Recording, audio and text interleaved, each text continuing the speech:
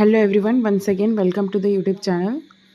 तो मैं इसमें आप लोगों को बताने वाली हूँ कि जो OICL AO के मेंस की प्रिपरेशन कर रहे हैं इंजीनियरिंग के, उनको नोट्स काफ़ी दिनों से वो मांग रहे थे, बट मुझे भी नोट्स कहीं से मिल नहीं रहे थे। तो अभी मुझे नोट्स मिले हैं, तो मैं जहाँ से प्रिपरेशन कर रही हूँ, मैं आप लोगों को वही बताने वाली हूँ कि मैं कहाँ से प्रिपरेशन कर रही हूँ। एग्जैक्टली तो किसी को भी नहीं पता नोट्स का, क्योंकि सिलेबस ही उन्होंने मेंशन नहीं किया। उन्होंने सिर्फ लिखा है कि बेसिक्स ऑफ इंजीनियरिंग आएगा। तो मैं कंसिडर करके चल रही हूँ कि मैकेनिकल, सिविल और इलेक्ट्रिकल इंजीनियरिंग से बेसिक्स आना। तो इसमें से आप लोग देख सकते हो कि जो थर्मोडायनेमिक्स मैं मेन बताने वाली हूँ। मैंने जो इसका सिलेबस है ऑलरेडी आपको पहले बता दी थी कि क्या होगा करके, बेसिक्स ऑफ इंजीनियरिंग में क्या आना चाहिए। फर्स्ट ईयर का सिलेबस या मैक्सिमम आप करके जाओ, क्योंकि फर्स्ट ईयर ही सबको कॉमन रहता है, तो कॉमन करके जाओ। इंडिविजुअल तो नहीं होगा, बेसिक्स एकदम बेसिक्स ही आने के कुछ चांसेस हैं। डिटेल में जाएंगे नहीं वो लोग, क्योंकि अगर सपोज मैं मैकेनिकल की हूँ, मतलब एग्जैक्टली मैं मैकेनिकल की हूँ, और अगर सपोज़ अब मुझे इलेक्ट्रिकल का पढ़ना है, तो मैं 4 साल का थोड़ी लेकर के बैठूंगी ना इलेक्ट्रिकल का या सिविल का करना है। तो जो 4 साल का करने से अच्छा है जो बेसिक है, कॉमन है, 12th से कॉमन है या फिर फर्स्ट ईयर से आप वो कंप्लीट करो। तो मैं इसलिए अभी आपको बताने वाली हूँ थर्मोडायनामिक्स से रिलेटेड। और इसमें बेसिक्स जो 12th के वही है, ये नोट्स में काफ़ी अरेंज्ड है नोट्स।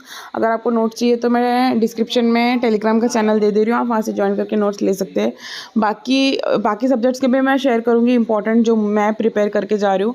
मैं इसलिए पहले मेंशन कर दे रही हूँ क्योंकि मैं आप लोगों को ये बता देती कि मैं कोई गारंटी नहीं दे रही कि यहीं से क्वेश्चन आएगा, बट हाँ मैं ऐसे प्रिपेयर करके जा रही हूँ क्योंकि ये टॉपिक्स मुझे कॉमन लग रहे हैं। तो मुझे ऐसा लग रहा है कि हाँ, कट ऑफ निकालने तक तो, सेक्शनल कट ऑफ निकालने तक तो थोड़ा बहुत तो करके जाना है, इसलिए मैं कंप्लीट कर रही हूँ। तो आप लोग चाहो तो इसे फॉलो कर सकते हो, कोई कंपल्शन नहीं है। और बाकी के जो नोट्स हैं मैं वो आपके रिस्पांस के हिसाब से, जैसे आपका कमेंट्स रहेंगे या फिर आपका सब्सक्राइब आप कितना कर रहे हो, उसके बेसिस पे फिर मैं प्रोवाइड करूँगी, ताकि मुझे पता चले कि हाँ आप लोग को एक्चुअल नीड भी है कि नहीं करके। तो जैसे कि मैं अभी आपको बताती हूँ थर्मोडायनेमिक्स में क्या क्या है। सिस्टम है, सराउंडिंग है, एडियाबैटिक है। फिर आपको क्वेश्चन आ सकता है, एक ग्राफ आता है ना, open system, close system, constant pressure पे क्या ग्राफ है, कांस्टेंट वॉल्यूम पे क्या ग्राफ है, कांस्टेंट टेम्परेचर पे क्या ग्राफ है। ये सब ग्राफ का आप देख सकते हो, ये आपका क्वेश्चन आ सकता है। उसके बाद इसमें रहता है एंथैल्पी, एंट्रोपी, वर्क से भी रिलेटेड क्वेश्चन है, वो भी इसमें सब कवर किया गया है। तो सब कुछ यहाँ पे कवर किया गया है, स्टेडी फ्लो, एनर्जी इक्वेशन, सब कुछ इसमें कवर्ड है। आप लोग चाहो तो इसको आराम से फॉलो करो। और ये 12th का है मैक्सिमम पार्ट, तो ज़्यादा कुछ आपको टफ भी नहीं लगेगा जो नॉन मैकेनिकल स्टूडेंट्स है, ठीक है।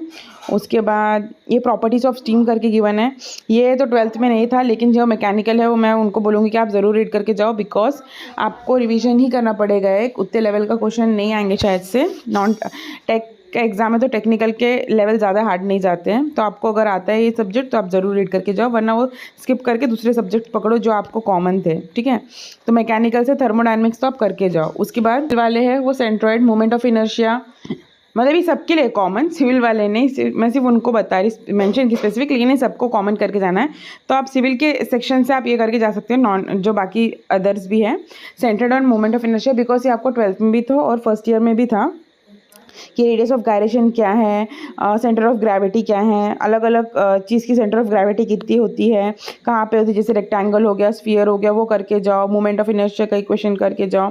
बेसिक आप पता करके जाओ, तो आपको इस पे बेसिक क्वेश्चन आएंगे। देखो ये टेबल तो रट लो, जैसे इसमें रेक्टेंगल का मोमेंट ऑफ इनर्शिया कहाँ रहता है, तो BD क्यूब बाय 12 है, तो ये आपको आना चाहिए। अगर उन्होंने ब्रेड्थ और ये दे दिए बाकी डायमेंशंस B और D, तो आप आराम से निकाल सकते हो कि इसका मोमेंट ऑफ इनर्शिया क्या है, या फिर डायरेक्टली आपको फॉर्मूला बेसिस क्वेश्चन भी पूछ सकते हो। तो आप ये ज़रूर करके जाना।